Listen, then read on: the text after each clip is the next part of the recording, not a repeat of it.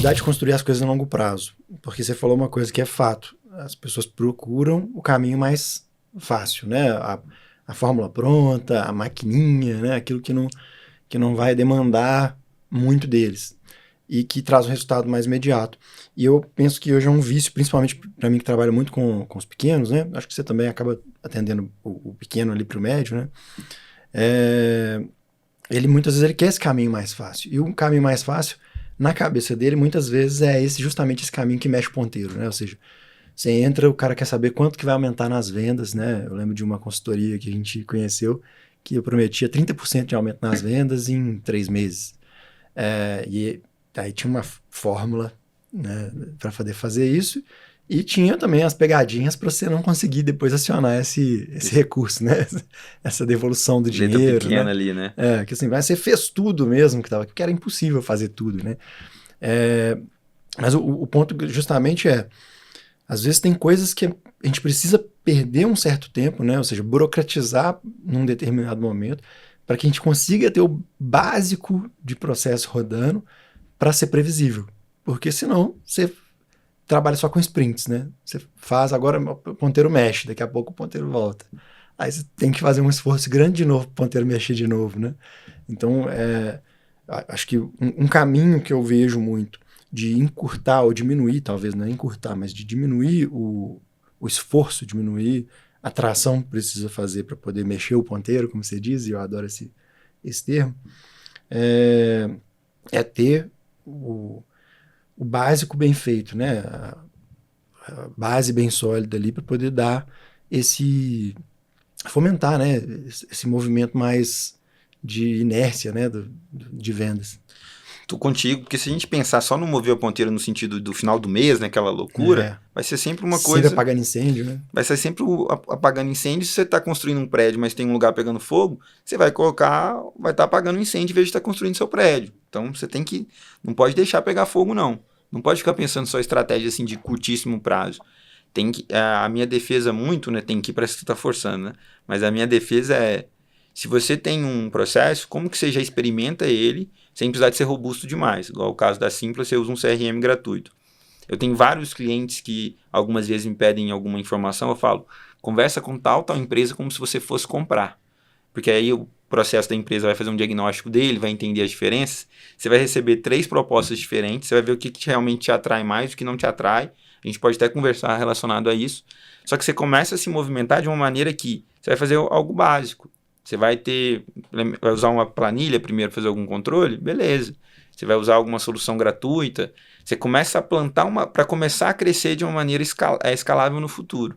Para só depois ser realmente, né? Tipo, não, agora eu tenho até uma pessoa aqui que leu meus dados, eu contratei uma consultoria de dados. Aí vai ser um momento que é um problema bom, eu acho. Até tipo, nossa, eu tô com tanto dado aqui que vou ter uma consultoria para me ajudar.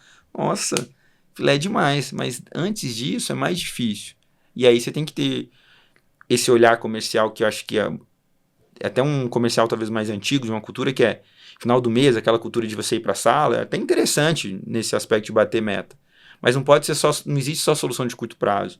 Curto prazo você vai estar dando desconto demais, a pessoa sempre vai deixar para comprar para você no final do mês, que ela sabe que tem mais desconto. Você vai estar forçando o cliente, estressando o cliente. Eu não acho que é a maneira mais saudável.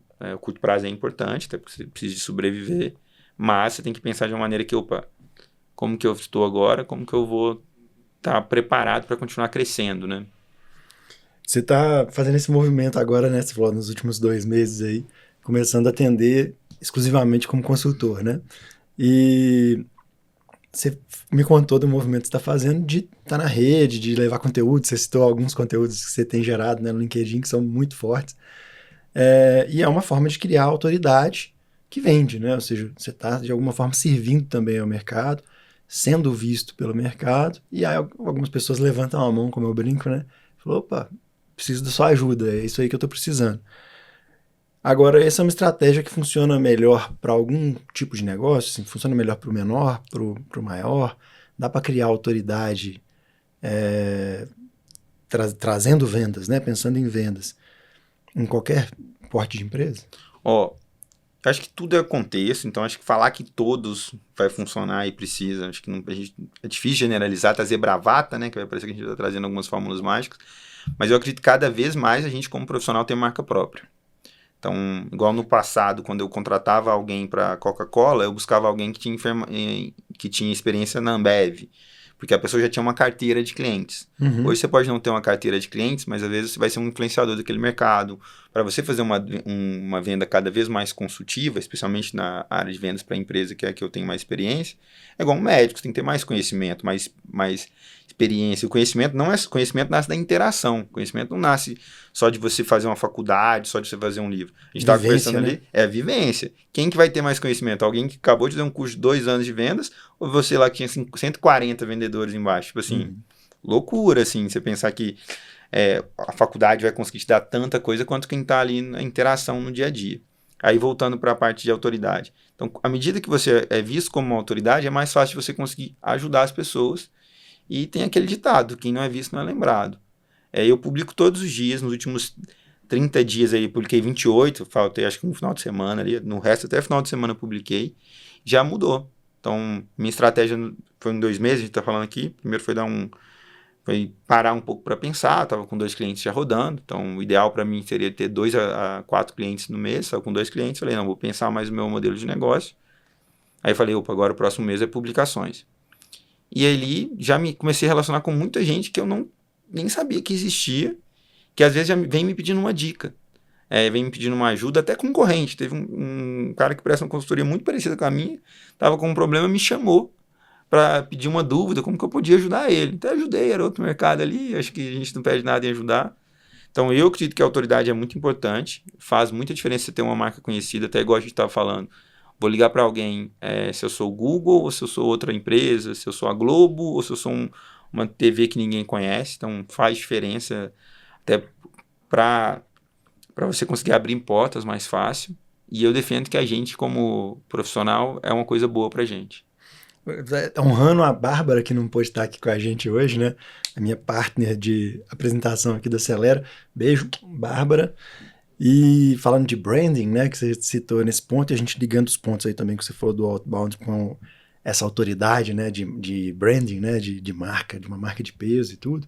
Vamos trazer para a prática, que a gente estava falando antes, esse papo é legal, dos scripts de vendas que usam disso, né? Eu estava te contando que eu trabalhei numa multinacional, com capital na bolsa espanhola e tudo, mas que não tinha marca, né, aqui, né? Não tinha no mundo, porque era muito nova, mas Minas, muito menos. No Brasil, menos, no Minas, muito menos.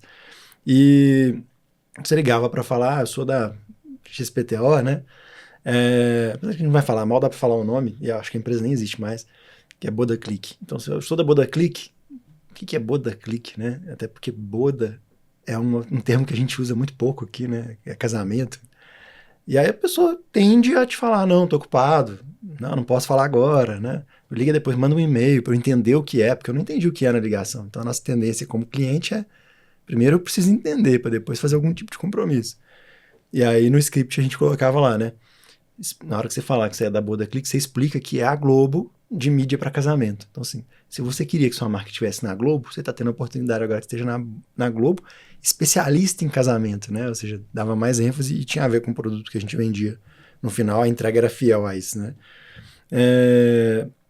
Mas trazendo para a questão de construção de marca e tudo, como que você vê hoje nas equipes, cara, quem fazendo essa figura, quem trazendo essa autoridade, ou de que forma usar, né, desse artifício para poder chegar no cliente?